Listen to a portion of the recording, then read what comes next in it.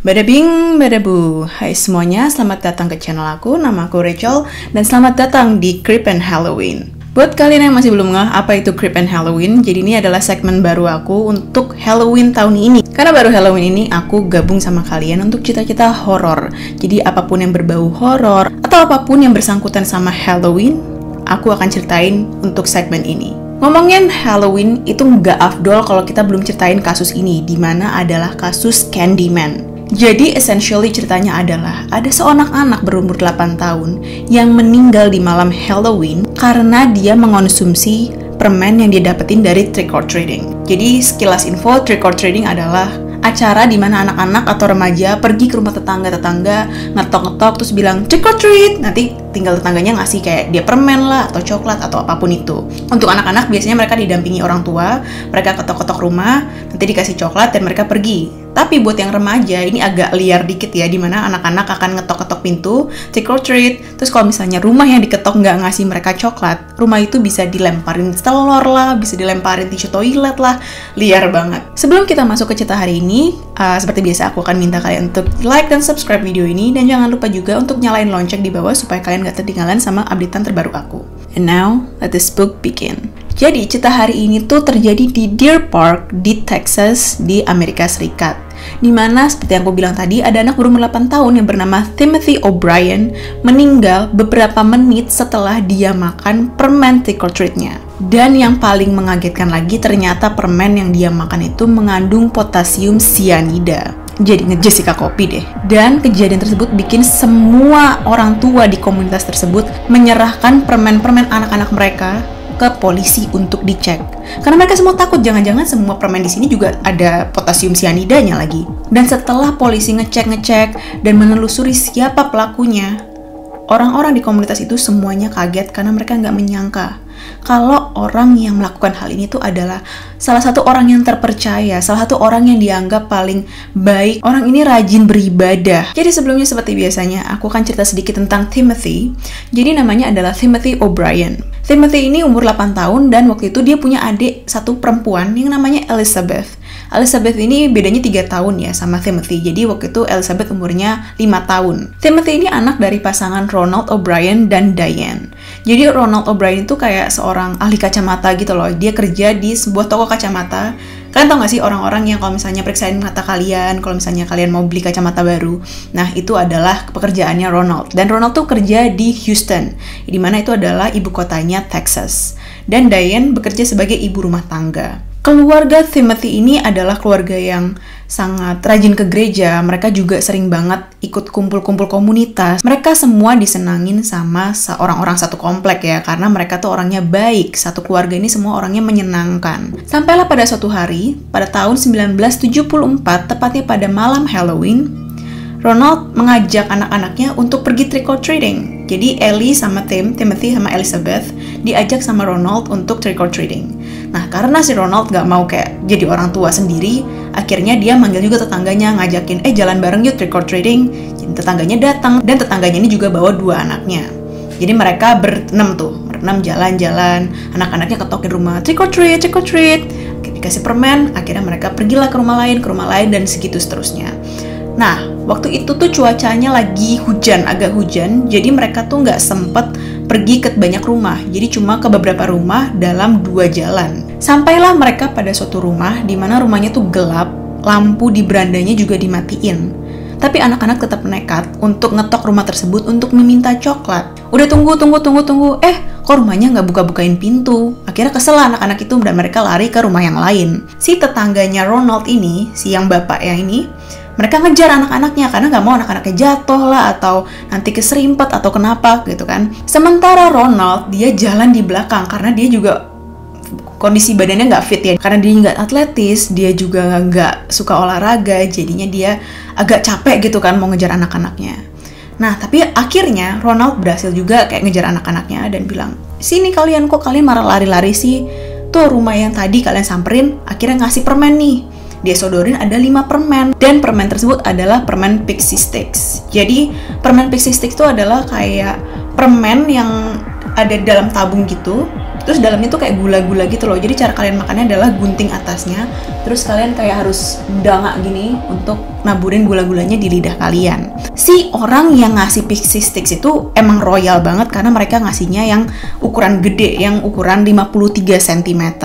Wah, anak-anak langsung seneng dong. Oh my god, pixie sticks 53 cm, best Halloween ever. Tapi karena Ronald ini adalah orang tua yang bertanggung jawab ya, jadi dia nggak mau anak-anaknya itu dapat semuanya karena takut nanti anaknya sugar rush lah atau nanti mereka jadi hyper. Jadi Ronald kasih ke Timothy satu, dia kasih ke Elizabeth satu, anak-anak tetangganya juga satu-satu masing-masing, dan waktu mereka jalan pulang, Ronald juga kasih ke salah satu anak kecil yang dia tahu tuh adalah anggota gerejanya. Malamnya sebelum tidur, biasalah Timothy, anak kecil.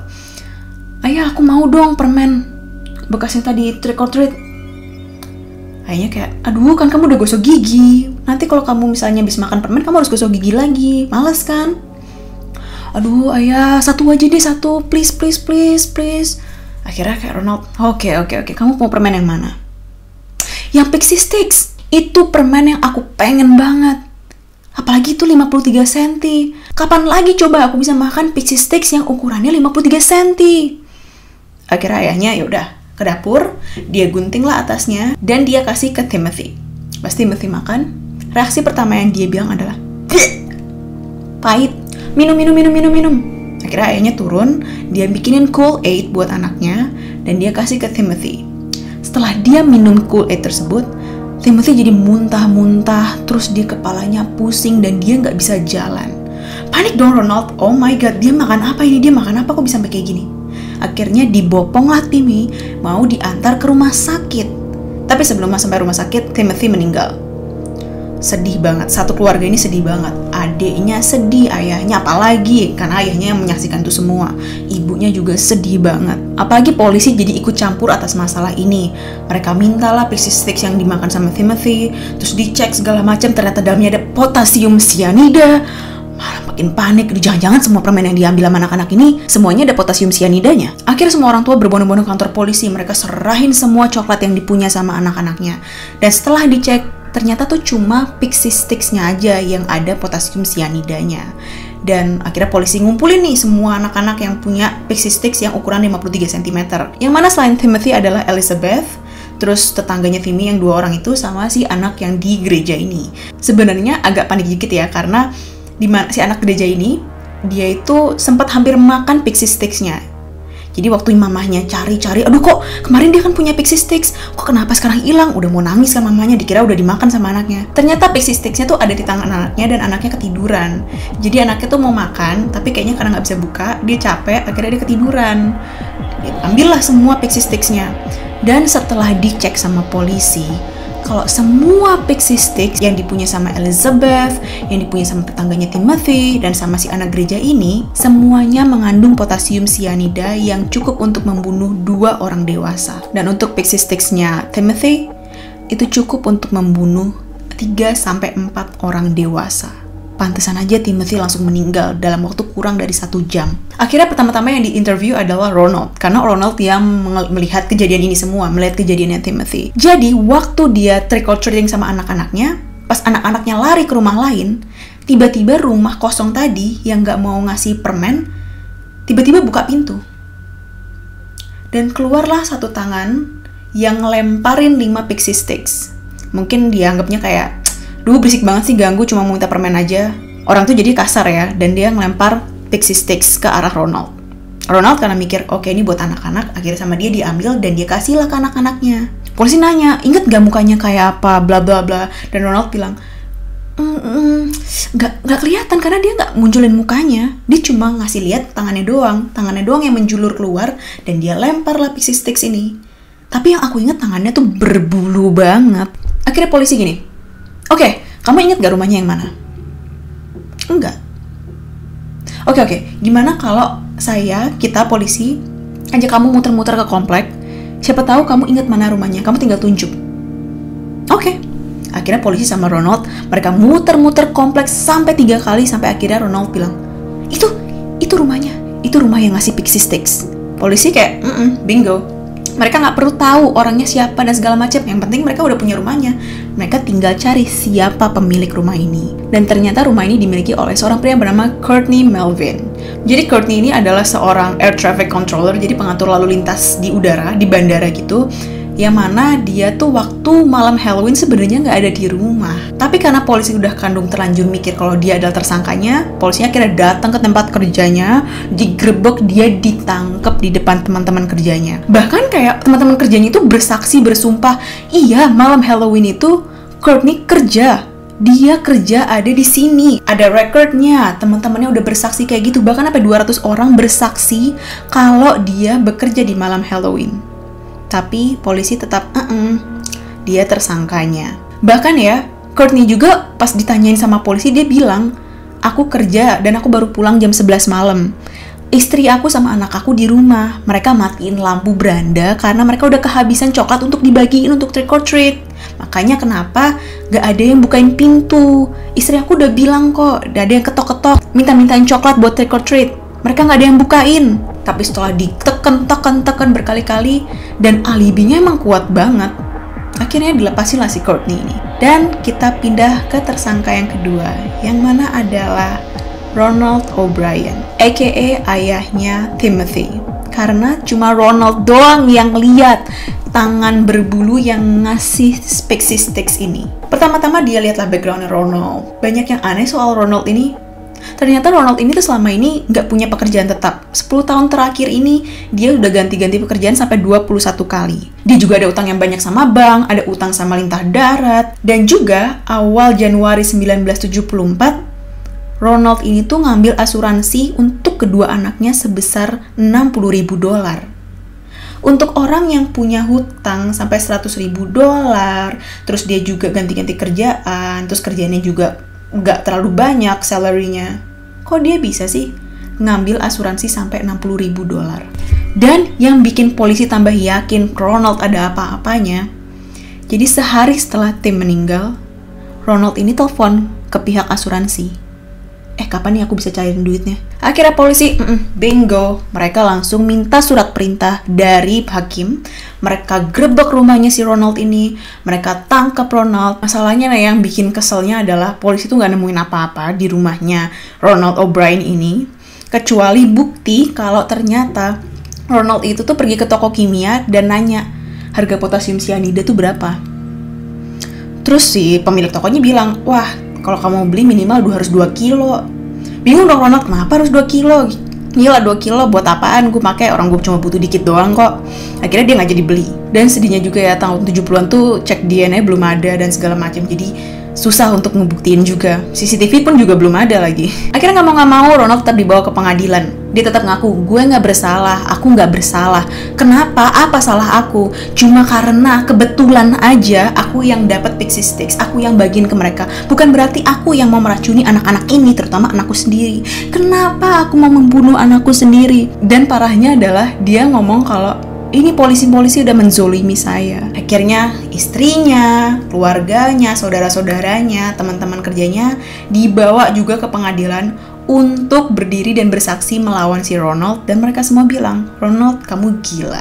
Karena bukti-bukti yang ada, terus juri akhirnya rembukan, dan mereka akhirnya memutuskan kalau Ronald itu guilty, dia bersalah.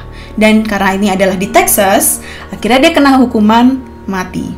Dia kena capital punishment. Sebelum Ronald ini dikenakan hukuman mati, dia dimasukin ke penjara kan. Dan banyak banget narapidana yang benci banget sama dia. Karena ternyata narapidana tuh gak suka sama orang-orang yang punya masalah kriminal menyangkut anak-anak.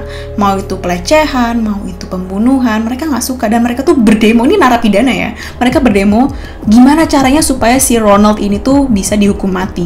Bandingnya harus ditolak semuanya.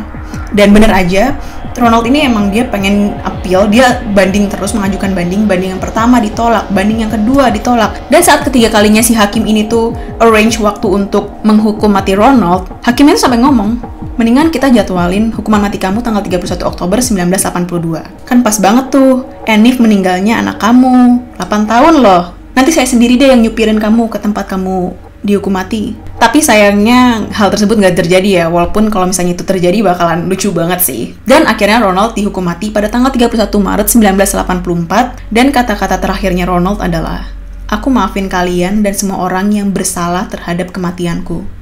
Semoga Tuhan memaafkan kalian. Kamu harusnya doa semoga Tuhan memaafkan kamu. Bukan Tuhan memaafkan orang-orang yang membunuh kamu. Mereka nggak bunuh kamu, mereka tuh menjalankan tugasnya. Gak ngerti deh sama orang-orang kayak gini. Mereka salah, tapi mereka delusional gitu loh. Kayak mereka mikir kalau mereka tuh bener. Dan lucunya lagi adalah, di luar ruangan eksekusinya Ronald, ada 300 protesters, 300 orang berdemo sambil bilang, trick or treat, trick or treat.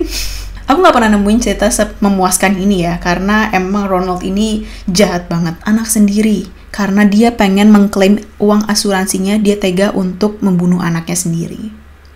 Gimana menurut kalian kita hari ini? Apakah kalian juga ngerasa puas karena Ronald akhirnya dihukum mati? Atau kalian merasa kalau Ronald tuh sebenarnya nggak salah? Mungkin dia cuma, I don't know, dituduh? Komen di bawah gimana menurut kalian. Kalau kalian suka video hari ini, jangan lupa juga like dan subscribe. Dan juga jangan lupa kalian follow Instagram aku di @monicarajalale. And I'll see you on my next video. Bye!